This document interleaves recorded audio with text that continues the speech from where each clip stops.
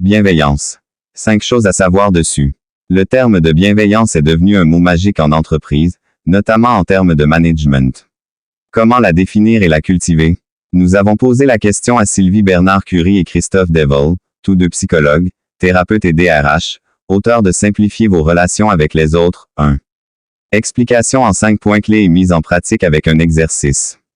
Être bienveillant, qu'est-ce que cela signifie? C'est se soucier de l'autre, vouloir le bien et le bonheur des autres. Cette intention est une composante indispensable de l'empathie, avec l'attention à l'autre et à soi. Bienveillance et compassion, des synonymes. Pas tout à fait. Alors que la bienveillance vise à faire le bien, la compassion vise à soulager la souffrance.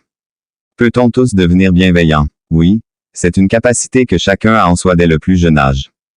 Dès 14 mois, les bébés ont ainsi des comportements d'aide désintéressés et de coopération. C'est aussi une capacité qui s'entraîne. Tout le monde peut être bienveillant ou malveillant, l'être humain est malléable, cela dépend notamment de l'environnement dans lequel on évolue. On a tous intérêt à le devenir. Les actions bienveillantes améliorent considérablement nos relations aux autres, mais aussi notre propre bien-être. C'est un cadeau que vous faites aux autres, mais aussi à vous-même. Des études ont montré que, lorsque nous faisons preuve d'altruisme et de générosité, nous en retirons plus de satisfaction que lorsque nous poursuivons des buts égoïstes. Que faire pour la développer? Pour qu'elle se développe, notamment en entreprise, il faut bien que quelqu'un commence. Ce n'est pas parce que l'on reçoit que l'on donne, mais parce que l'on donne que l'on a plus de chances de recevoir. Chacun est un acteur de changement. C'est ensuite une vague positive qui se répand sur les autres, et ainsi de suite. Cela ne demande pas beaucoup de moyens. Au quotidien, cela passe par la politesse, des feedbacks réguliers, de l'écoute. Cela demande aussi de créer des événements bienveillants, et pas seulement une journée par an. Quels sont les freins? D'abord, la peur.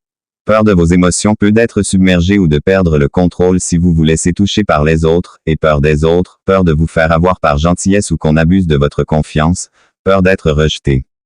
Ensuite, le jugement qui se décline, lui aussi, en 2 parties.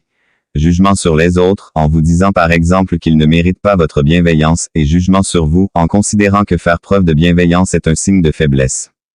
Votre exercice. Essayez d'identifier 5 actions basées sur votre bienveillance simple et facile à mettre en œuvre, que vous allez être en mesure de réaliser dans les 2 ou 3 prochains jours. Lorsque vous l'avez fait, observez votre état d'esprit, comment vous vous sentez. Et recommencez régulièrement pour cultiver votre bienveillance, votre bien-être et vos relations. Simplifiez vos relations avec les autres. Duval Bernard-Curie, auteur de Vous avez tout pour réussir. 1. Christophe Devol et Sylvie Bernard-Curie proposent dans ce 2e ouvrage une méthodologie, et non pas une liste de recettes. Pour simplifier vos relations, que ce soit avec votre boss, vos collègues, votre conjoint, vos amis, vos enfants. Cette méthodologie repose sur 3 forces, la flexibilité, l'empathie et l'équilibre. Vous ne tomberez ainsi plus dans les mêmes pièges et vous saurez quoi dire ou quoi faire en toute situation, même les plus difficiles. Bourré de conseils pratiques et d'exemples concrets, ce guide propose à chaque chapitre de nombreux exercices et questionnaires d'application. L'aventure se poursuit aussi sur Facebook. Se réapproprier son temps, c'est passer d'un ressenti de temps subi à un ressenti de temps choisi. Avoir la désagréable sensation de courir en permanence, ne plus avoir de moment pour soi, enchaîner les journées en pilotage automatique, avoir l'impression que tout s'accélère, c'est votre quotidien. Consultante et formatrice en organisation et gestion du temps, Diane Ballonade-Roland vient de publier Magical Timing, 1. Un ouvrage pour changer votre regard sur le temps et ne plus vivre vos semaines de la même façon. Interview. La gestion du temps est une question qui vous passionne. D'où cela vient-il? Diane Ballonade-Roland. Petite, mes proches me chambraient en me surnommant la lente. Je travaillais bien à l'école, mais j'avais une temporalité différente des autres. J'avais besoin de temps pour tout faire. Adulte, j'ai pris le chemin inverse. Pour me détacher de cette image qui me collait à la peau, je suis devenu ultra speed. Une vraie caricature. Je travaillais dans la communication et les relations presse, j'avais une grosse charge de travail, beaucoup de pression. Je vivais pour mon boulot. Enceinte, j'ai démissionné. Je suis devenue indépendante, mais j'ai gardé ce rythme effréné. Une de mes clientes m'avait surnommé la machine. Pendant 6 ans, je n'ai pas pris de vacances, j'ai beaucoup souffert de ne pas avoir consacré assez de temps à ma fille dans ses premières années. Tout cela a nourri mes réflexions sur la gestion du temps, une question qui m'a toujours fasciné. J'ai déménagé à Montpellier il y a 15 ans, quand mon fils avait 3 mois. J'étais en surmenage, pas loin du burn-out. Je suis alors parti à la reconquête de mon temps en renouant avec ma nature profonde, et en me détachant de la culture de l'urgence véhiculée par notre société. Je me suis ainsi réapproprié mon temps. Qu'est-ce que cela signifie exactement? DBR. C'est passer d'un ressenti de temps subi à un ressenti de temps choisi. Le temps est ce que nous en faisons. Bien vivre son temps équivaut à oser faire des choix en conscience. Si je choisis, je suis acteur. Je ne me sens plus dépossédé, je reprends la main. Steve Jobs disait, « Ce que vous décidez de ne pas faire est tout aussi important que ce que vous décidez de faire. » C'est si juste. Cela demande de savoir dire non, renoncer, s'engager, reporter, fixer des limites, tout cela en accord avec vos valeurs, dans le respect de vos priorités et dans l'affirmation de qui vous êtes. La tâche est parfois difficile. Quelle est la première étape pour y parvenir? DBR. Faire un bilan pour comprendre sa propre relation au temps. Observez votre vie quotidienne pendant une semaine pour savoir précisément ce que vous faites de votre temps. Il est essentiel de réhabiliter un temps de réflexion pour prendre de la hauteur et comprendre notre rapport au temps. Cela vous permettra aussi une première prise de conscience pour faire le tri dans vos priorités. En quoi prendre du temps pour soi est essentiel? DBR.